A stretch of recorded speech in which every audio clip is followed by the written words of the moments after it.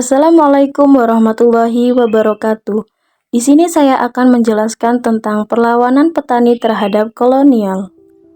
Perlawanan petani terhadap kolonial merupakan salah satu babak penting dalam sejarah perjuangan kemerdekaan Indonesia, diwarnai dengan keberanian, kegigihan, dan semangat pantang menyerah. Perlawanan ini menjadi bukti nyata tekad rakyat Indonesia untuk membebaskan diri dari cengkraman penjajah. Faktor-faktor pendorong perlawanan petani. Perlawanan petani tidak terjadi secara tiba-tiba, melainkan didorong oleh berbagai faktor, antara lain 1. Eksploitasi dan penindasan kolonial.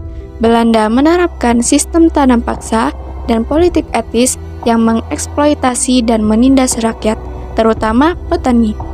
Kedua, ketidakadilan dan kemiskinan. Petani dipaksa untuk menanam tanaman tertentu dan menyerahkan hasil panennya kepada Belanda dengan harga yang murah. Hal ini menyebabkan mereka hidup dalam kemiskinan dan kekurangan. 3. Beban pajak yang berat. Belanda membebankan pajak yang tinggi kepada rakyat, termasuk petani. Hal ini semakin memperparah kondisi kehidupan mereka. Terakhir, yaitu keinginan untuk merdeka. Petani memiliki keinginan yang kuat untuk merdeka dari penjajahan Belanda dan hidup sejahtera di tanah air mereka sendiri. Bentuk-bentuk perlawanan. Perlawanan petani tidak hanya dilakukan secara fisik, tetapi juga melalui berbagai cara seperti pertama, perlawanan fisik, yaitu petani melakukan perlawanan fisik dengan menyerang kantor-kantor pemerintahan Belanda, membakar gudang-gudang padi, dan bahkan melakukan pembunuhan terhadap para pejabat Belanda. Kedua, pemogokan, yaitu petani melakukan pemogokan dengan menolak untuk bekerja di ladang-ladang Belanda dan tidak menyerahkan hasil panen mereka. Ketiga, pembangkangan sipil, yaitu petani melakukan pembangkangan sipil dengan menolak untuk membayar pajak dan mengikuti aturan-aturan yang dibuat oleh Belanda.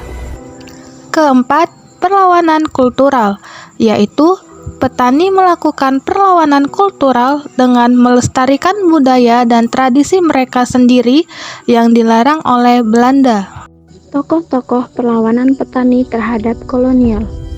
Banyak tokoh-tokoh pahlawan yang memimpin perlawanan petani, antara lain, yang pertama, Sentot Ali Basyah, tokoh pahlawan yang memimpin perlawanan petani di Jawa Tengah dan Jawa Timur. Yang kedua, Ki Ageng Mangun Sarkoro, tokoh pahlawan yang memimpin perlawanan petani di Jawa Barat. Yang ketiga, Tengku Umar, tokoh pahlawan pemimpin perlawanan petani di Aceh. Dan yang terakhir yaitu Patimura, tokoh pahlawan yang memimpin perlawanan petani di Maluku. Dampak perlawanan. Perlawanan petani memiliki dampak yang signifikan terhadap perjuangan kemerdekaan Indonesia. Antara lain, ada 3, yaitu yang pertama, memperlemah kekuatan Belanda. Perlawanan petani telah menguras tenaga dan dana Belanda, sehingga kekuatan mereka menjadi lemah. Dan yang kedua, yaitu meningkatkan semangat kemerdekaan. Perlawanan petani telah membangkitkan semangat kemerdekaan di kalangan rakyat Indonesia. Yang ketiga, menginspirasi perlawanan di daerah lain. Perlawanan petani telah menginspirasi perlawanan di daerah lain, yaitu di Indonesia. Kesimpulan, perlawanan petani terhadap kolonial merupakan bagian penting dari sejarah perjuangan kemerdekaan Indonesia. Dengan keberanian, kegigihan, dan semangat pantang menyerah, para petani telah menunjukkan tekad mereka untuk membebaskan diri dari cengkraman penjajah. Perlawanan mereka telah memberikan inspirasi bagi generasi-generasi penerus untuk terus berjuang demi mencapai kemerdekaan dan keadilan sosial bagi seluruh rakyat Indonesia. Demikianlah yang dapat kelompok 7 sampaikan. Kami mohon maaf atas kekurangan pada penyampaian kami. Kami akhiri wassalamualaikum.